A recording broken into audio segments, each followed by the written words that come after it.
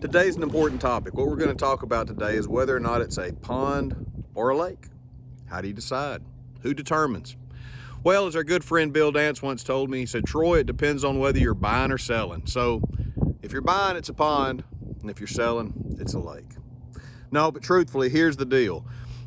Lakes don't occur much in the southeast. I'm standing in front of a water body right now, and this is what we would call a reservoir.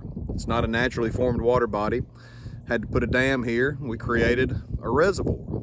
Now, the same thing can be done with ponds. Ponds can be naturally occurring, but most true to form lakes are naturally occurring water bodies that don't necessarily have a river attached to them. Here in the southeast, pretty well everything that we have is considered a reservoir. Now, you might say, why is that important? Well, here's why it's important. When we start talking about fish production and aquatic plants and what is or is not an invasive or exotic species, it's very important to understand what we're dealing with, whether it's a natural lake or if it's a man-made reservoir.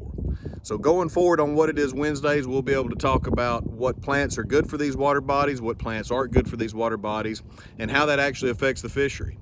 So for now, just remember, you're probably looking at a water body that is not necessarily a naturally formed lake. It's most likely a man-made reservoir, like the one I'm standing on now.